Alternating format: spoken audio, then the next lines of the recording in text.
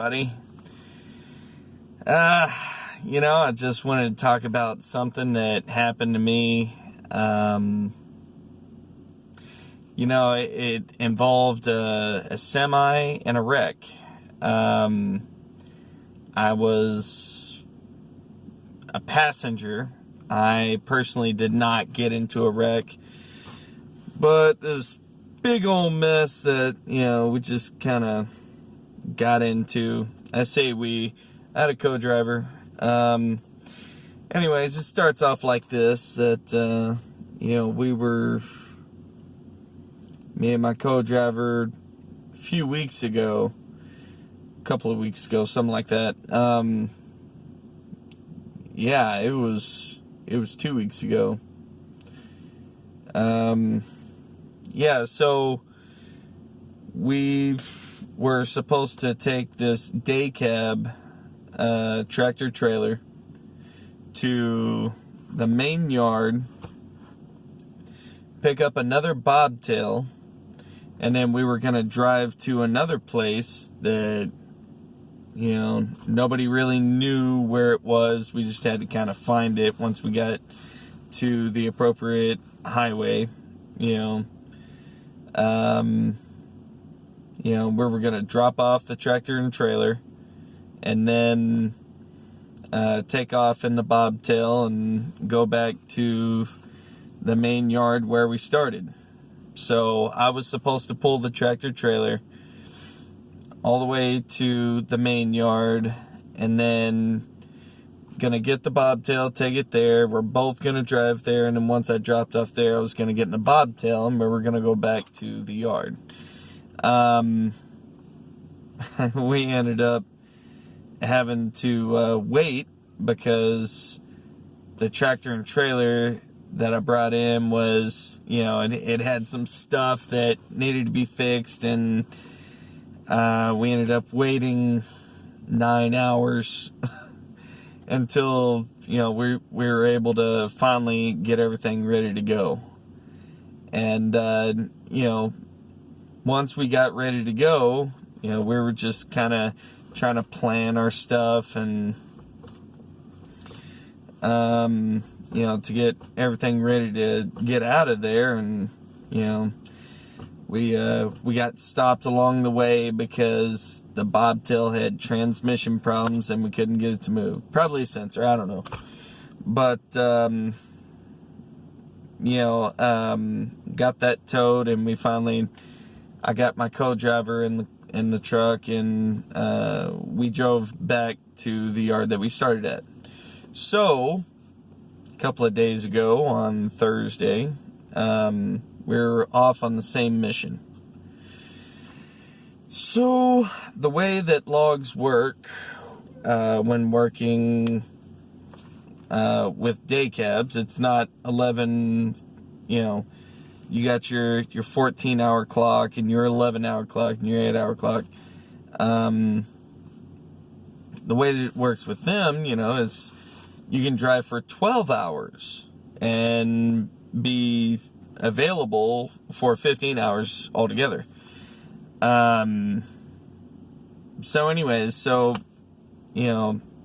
This time we started at 9 a.m. and, we're going to get the trailer inspected. The inspection was good all the way through that day. So our boss, led us all the way to the inspection place. We went there and we got the trailer inspected, but what we didn't know was the registration, which registration card wasn't with us. It was just the inspection. The registration was on my boss's phone. He was looking over it. After we got it inspected, he was going to go back to the yard, and we were going to go to the main yard. Then he called us, and he was like, hey, y'all need to turn around right now. That registration's out. We're going to see if we can get that overnighted. Come back to our yard, drop the trailer, pick up the other trailer, and then complete what you were doing. So, we went back and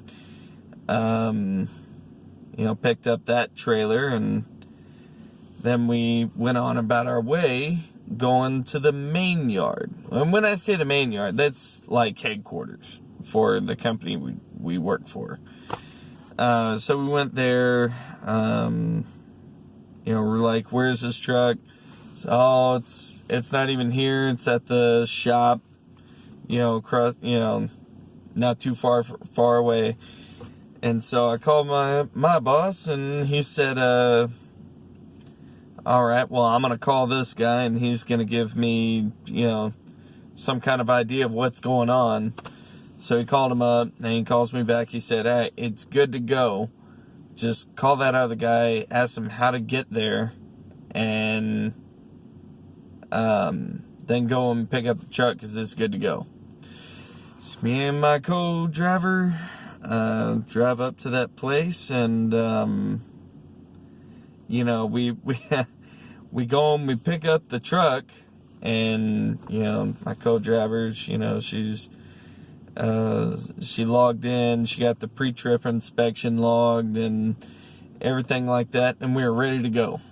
And end up in this little town on the way to where we're going to grab some fuel, and then she fueled up her truck, I fueled up mine. Then we headed to the place that we were going on the highway. It was a small highway, old highway, which is a highway that they're trying to redo. And so we get there, and we don't know what to look for. All that we know is there's a combination for the gate. And so we're looking around. There's drilling rigs, there's heavy equipment on both sides, all these different sites and stuff. And so we're trying to find it.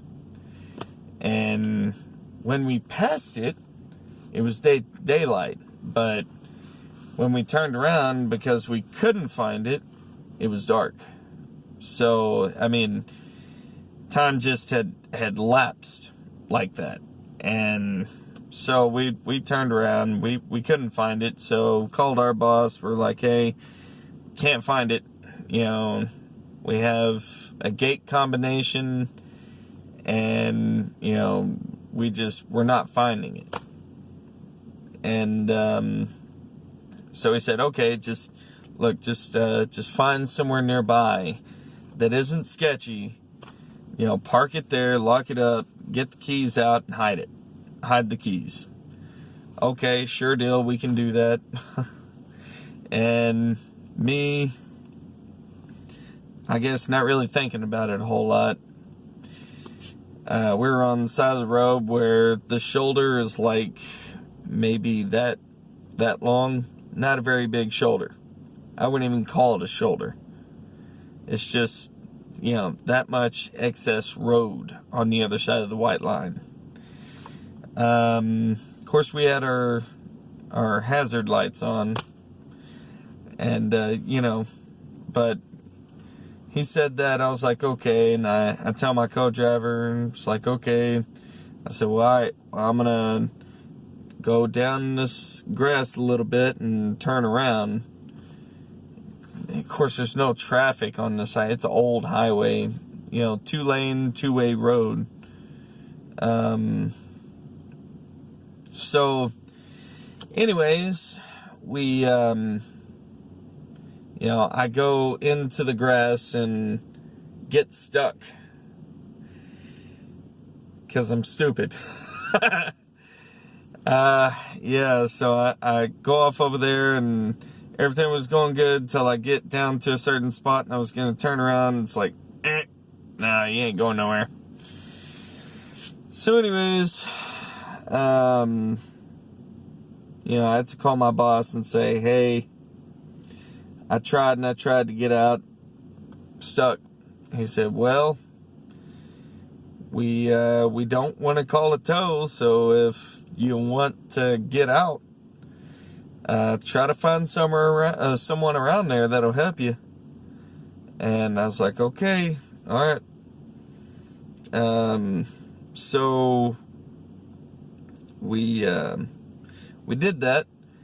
We stopped at this gas station that was just maybe half a mile away from where I had stopped, in the grass. And this guy was working on his barbecues. He had a barbecue place, and they barbecue all night to get it ready for the next day. This is all on Halloween this year, by the way. But so the guy has a 4-wheel drive Silverado.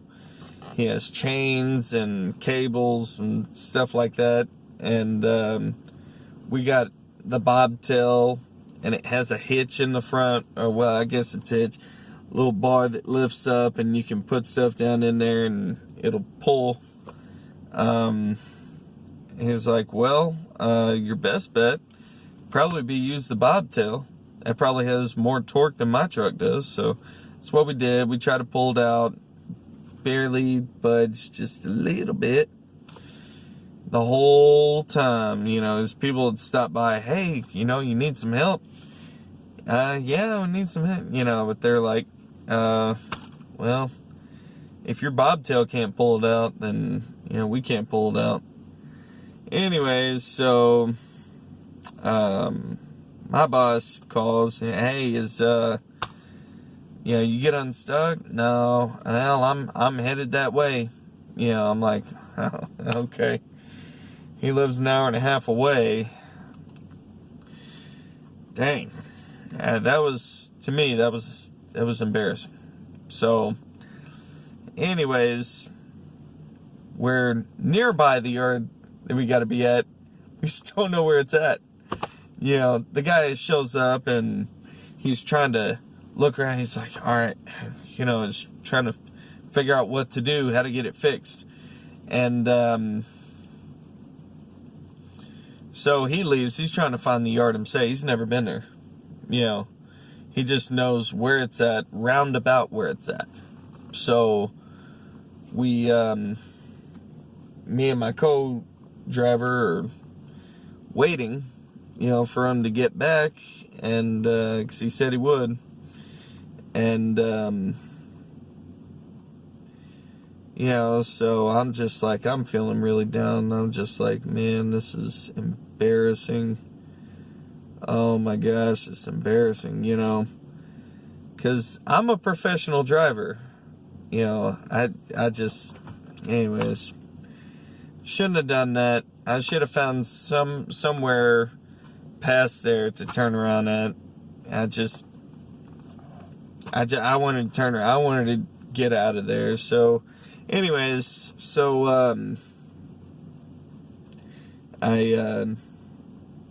we're waiting. He got back. He said,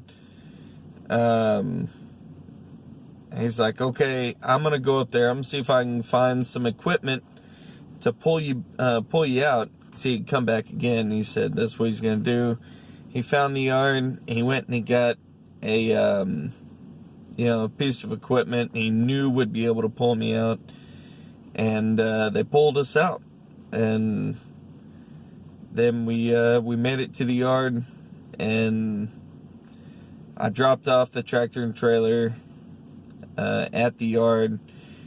Got in my co-driver's bobtail, and he was gonna show us to the right highway to get to. He was gonna go home, and we were gonna go back to our work site. And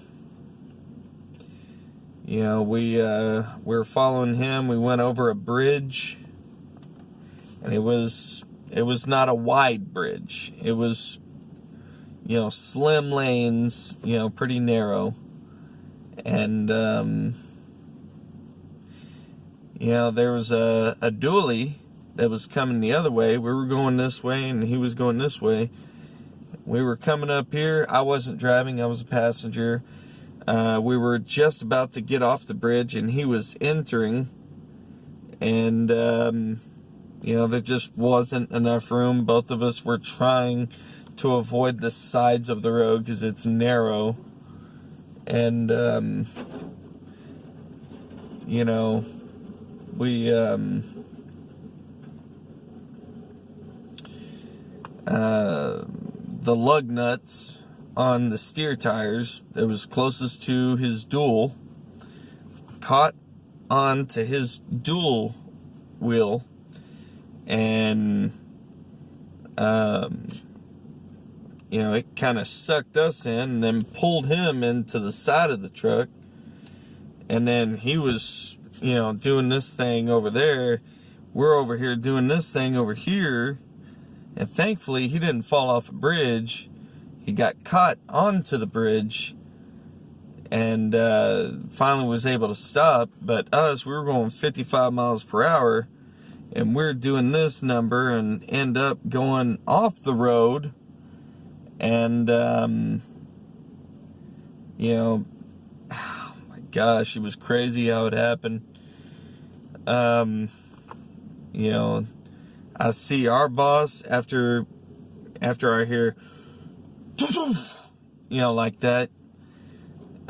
Saw my boss, just a couple of seconds later, he slammed on his brakes.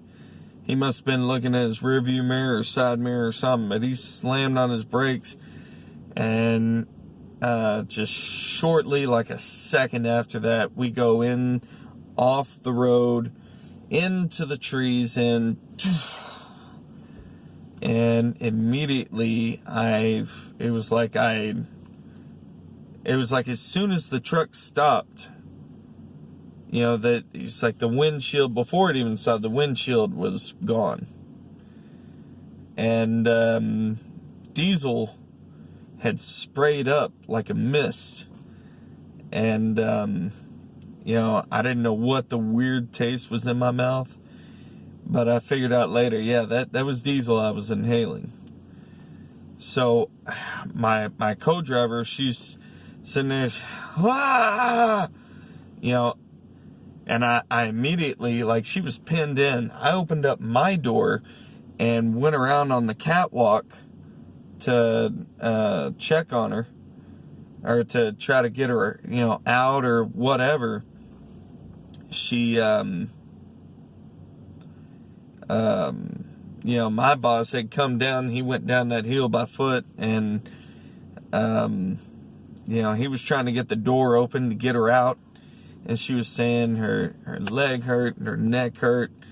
I was looking at her, she had shards of glass, separate places on her face, lacerated fingers, her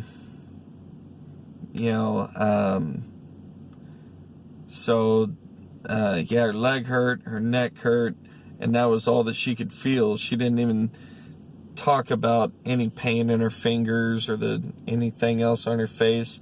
All the pain that she could feel was in her leg and in her neck. And we tried to get her out, and we finally got her out. We got her my pocket knife, and my boss used it to cut the seat belt. And we're trying to wedge. Her side was all like, I don't know how else to explain it,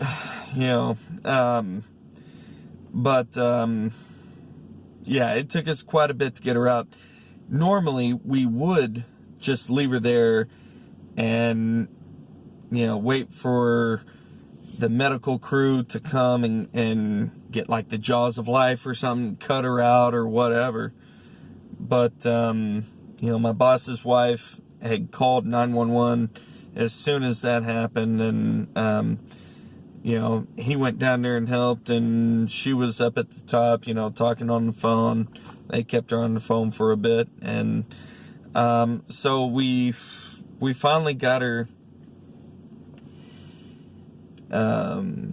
We finally got her out. We had to tear some stuff up and take one of her boots off, and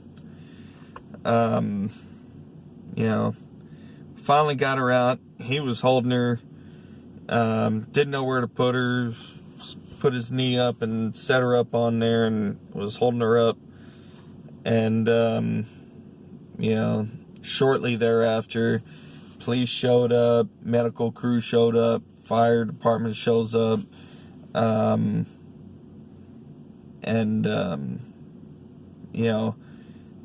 boss wanted to talk to me, so I'm sitting there. She's sitting on the ground at a slant, and I'm sitting there right next to her. And, he said, "Hey, Joseph, I need to talk to you." I said, "Okay, somebody needs to stay down here with her." So this other guy that was just on standby, just standing around, seeing if he can help in any way, said, "Hey, I'll stay with you. Go ahead." So I go up there and I'm talking to him, and he walks away, and I'm looking down at that truck, and I'm looking at her. I had asked before he walked away, I said, "Is the other driver okay? The one that we hit?" And he said, "Yeah, he's walking around just like you are." It's like, man, looking at that truck, I'm looking at my co-driver, I'm looking at myself, moving my sleeves to see if I got any cuts, see anything I missed. I didn't get a single cut, not a scratch from that wreck. Like nothing had touched me. I didn't even have a headache. I didn't have whiplash. What's that called where everything's spinning around, but it's still vertigo. Nothing. I felt just like I was before I got in the truck. And I was just like, oh my God. Oh God. You sent your angels to protect me. Like this is unreal. And this is not a small truck. This is a big truck. It's a Kenworth. I think it was a 2013 model. It wasn't the biggest, but this was not a small truck. It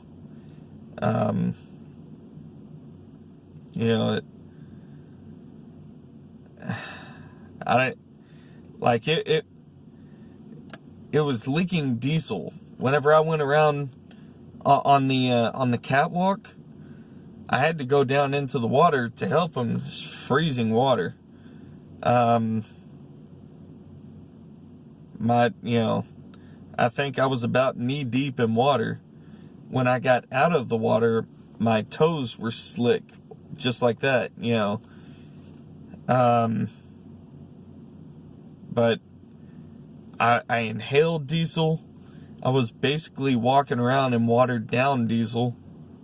I smelt completely like diesel. I wasn't harmed at all. And I just like, oh, wow. I just gotten off the phone just before I started this video. I got on the phone with my co-driver. She's in the hospital. And she sounded, a whole lot better than what she did yesterday. I called her yesterday, and she sounded banged up. It was like her words were slow, and she just couldn't really understand, couldn't make out what she was saying. I found out today that was because of the drugs.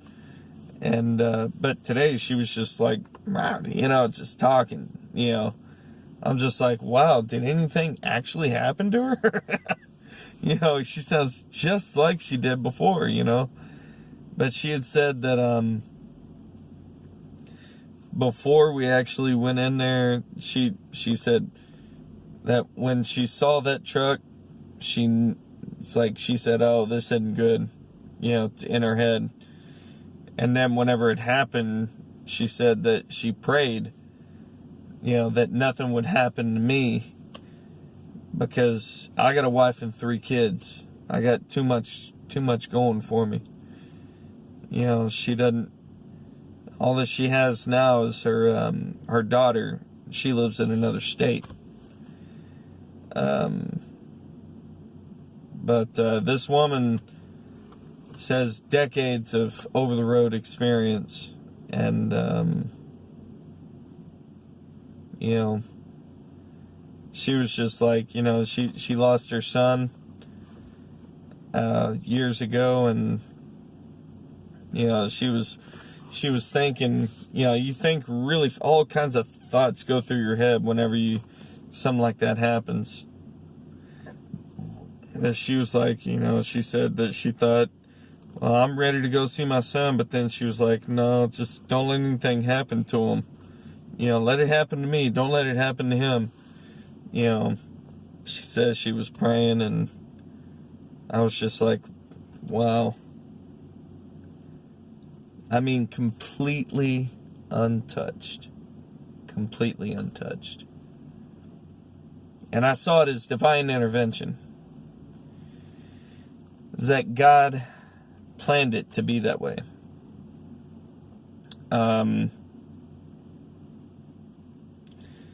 He, you know, if it wasn't for me getting stuck in the mud, and my boss having to come and get me out of the mud, then, you know, he wouldn't have been there. He wouldn't have been able to stop and render aid, and his wife wouldn't have called 911, because they wouldn't have even known about it until much later.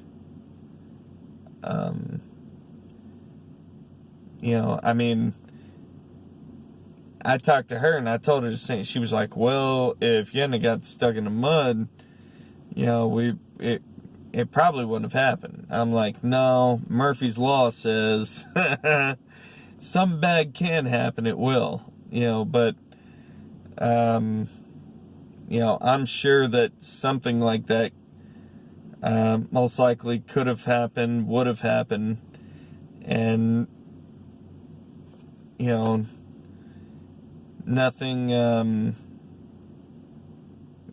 know, the way it worked out, I don't, you know, I credit God for that. I credit God 100%, because there is no way that we would have gotten a 911 call that fast. Because the driver of the truck that we collided with, I mean, no telling if he would have been unconscious and not being able to do that, or, you know, the next car coming by would have had to do it. And like I said before, it's not a busy road. Not very many cars go through there at one time. But anyways, I guess my next video following this, it'll be smaller, I promise. This one's gonna be like 30 minutes. But you know, I just wanted to share that. Yeah, and yeah, it's just my testimony of how God protected me, and I could have died.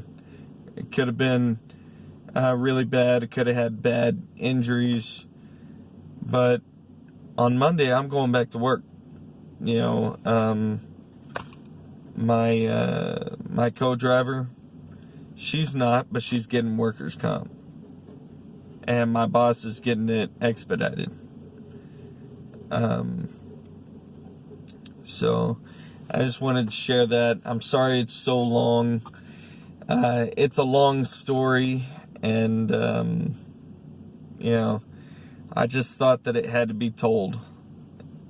If this strengthens anyone's faith, then I would hope that you know, that you give credit to God for it. Anyways, peace out, y'all. Hope you enjoyed it. Keep the shiny side up and the rubber side down.